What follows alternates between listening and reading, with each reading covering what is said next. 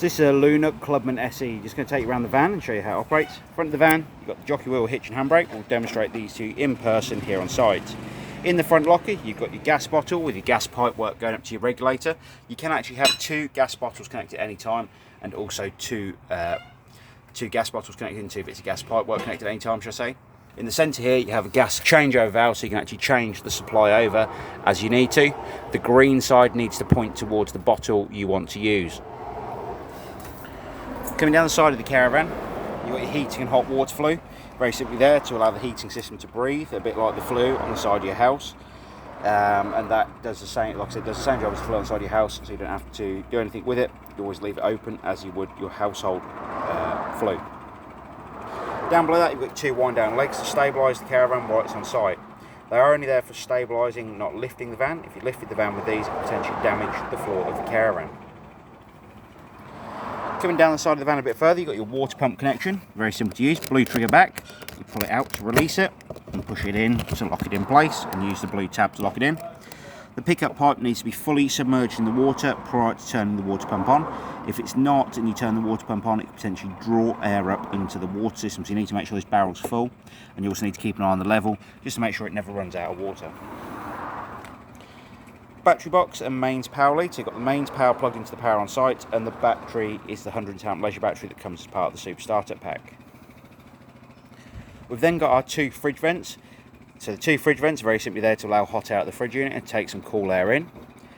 And then you've got your gas flue on the top right hand side there. With what I've just said in mind, you do need to remember when it's extreme heat like we're in at the moment, potentially the fridge isn't going to cool as much as a household fridge would, for instance, just due to the fact it's trying to pull in cool air from the outside, but instead it's just pulling in hot air. Motor mover and wheel nut, so the Power Touch Classic motor mover, which we'll demonstrate at the end of the handover, and we'll also torque the wheel nuts to the correct setting, so you can see they've been tightened. The fresh water that goes in the front of the caravan has to come out somewhere, and that's what these 2 grey pipes are for down the side of the van. So I have 2 bits of grey pipe that go into the larger diameter holes down the side there, and they'll drop down inside your waste master. Coming further down the side of the van, you then got your toilet flush tank as you come down the side of the van. So you'll open this up and you'll put 3.5 litres of water in here and a cap full of the pink fluid prior to use. That allows you to flush your toilet system, and it also allows the toilet bowl to clean as you're flushing the toilet. Coming down into the bottom, in the bottom cassette, like I said, you've got the toilet flush tank, which you've got the orange handle for, and pull the cassette out. The orange neck here turns out 90 degrees, so you can tip the waste away. The grey cap here is a measure for your pink and your blue fluid. On the back of the cassette, you've got an orange pressure relief button, so you can tip the waste away without it spitting and splattering back at you. So 1 litre of water in there and a cap full of the blue fluid prior to use. On the back of the van on the other side, you've got your 2 wind down legs again to stabilise the van. Then coming down the door side, you've got a storage locker for underneath the bed. At the rear of the van, as you can see, your carpets for the caravan are in that locker also. Then coming further down, you've got a wet storage locker, so if you've got any wet items, they can go in there. You've got a 3-pin socket, so you can have power out to your awning and your barbecue gas point. And behind that locker door, there's the last of the wind down legs. Coming on to the inside now, as we come into the caravan above the door, we're going to turn the power on, just here. Below that, you've got your interior lighting for the caravan. You've got your awning light for the outside of the van, and then on this side here, you've got your battery levels for the different options on board the caravan. And you can also bring up your solar panel voltage if you've got a solar panel on the van, and the battery you want to select.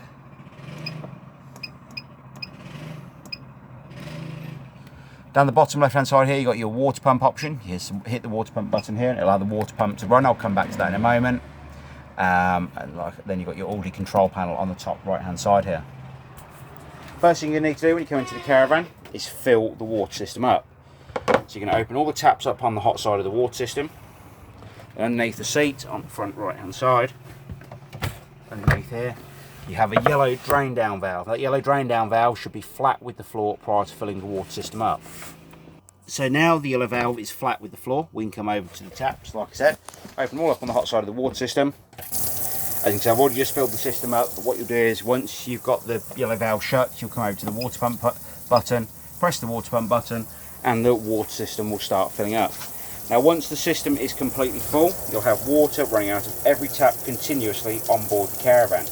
At this point you can shut all of the taps back off, and then you can start thinking about warming the water on board the van. That's where the control panel comes up on the top right hand side here, just by the door. So we're going to hit the menu button here. So you've got power on off, bottom left hand side, menu button. At the top here, it's going to be a little bit hard to see because of the sunlight, I do apologise. You've got plus or minus for your heating. Now, as you can imagine, I'm going to turn that all the way off today, as I don't think we'll want that on. When it's at 5 degrees, that is the heating off. It goes all the way up to 30 degrees. I'm sure, like I said, you'll give that a go during the winter, but I wouldn't necessarily advise it today. Below that, you've got the water temperature. You've got water on and water boost. So as you can see, when this bar is completely full, that is your water system running on its maximum setting, which is the boost setting. Below that, you've got the amount of power coming into the caravan from the caravan site you're on.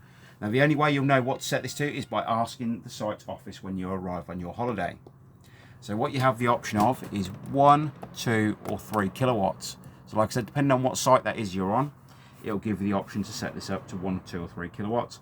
And then if the site office advise you to set it to 2, you can set it to 2 kilowatts, and that'll be the medium setting for the heating and hot water. And what I mean by that is its second most efficient power setting. Obviously the 1 is its least efficient, 3 is its most efficient. If you want to run the heating and hot water on gas, you can also do that by hitting the gas symbol down the bottom of the screen here. It will self-ignite on gas if the gas is turned on. If it ignites on gas, if it fails to ignite on gas, you'll get a gas fail appear at the bottom of the screen here, and the icon here will go red. If it's ignited, it will stay green as it has just done. Bottom right hand side of the screen, you have some advanced settings for the heating and hot water. For these, we do advise you read the manual that comes with the caravan fully. The reason I say this for is that some of the settings in there are quite advanced to operate. Even though I don't play with those, I must admit. But when you go through it, if you do want to set timers and stuff for your heating and hot water, then like I said, just read the manual fully before you start doing it, as it can potentially turn off the heating and hot water in the background of the control panel.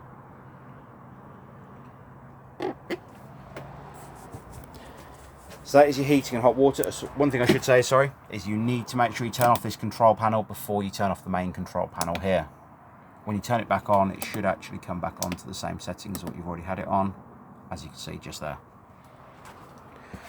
Microwave is an eco microwave, so it has an eco button here on the top right hand side, which allows you to turn on the microwave. As you can see, it comes back on when you hit that button. It will turn itself off after a short while, but hit the eco button again and it will kick back in.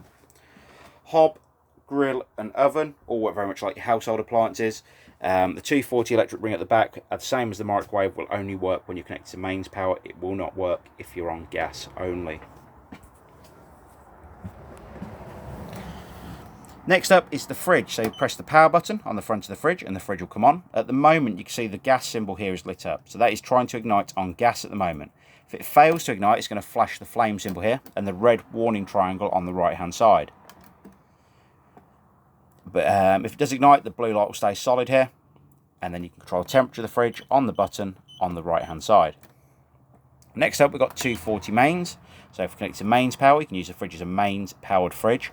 Like I said, on hot days like it is today, the fridge will not be as efficient as what it could be on a cooler day. Again, you control the temperature on the button on the right hand side here.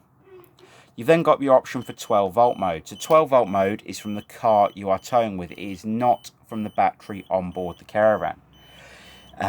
So when you connect to the car, you don't need to have the main control panel turned on above the door, but you can use the fridge as a call box. So what you'll essentially do is you turn the fridge on, hit the 12 volt mode.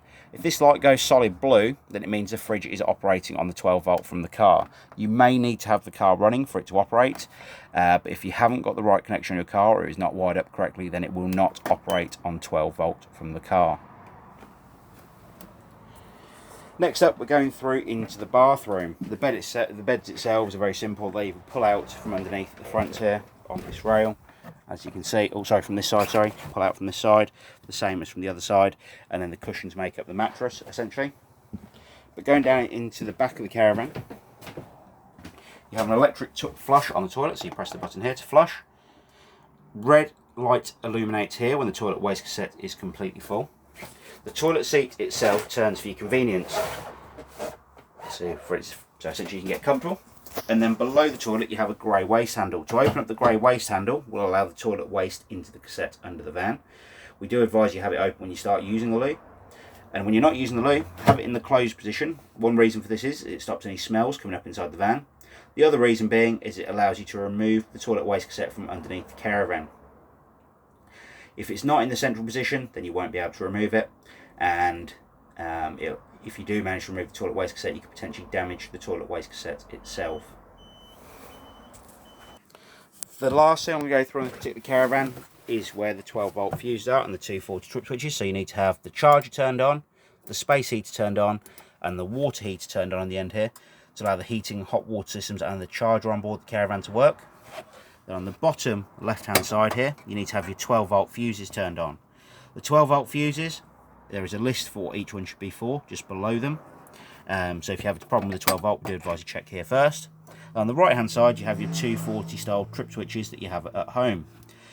If you're not sure if you have mains power coming to the caravan, hit the test switch. If this switch drops down, it means there is mains power coming to the caravan.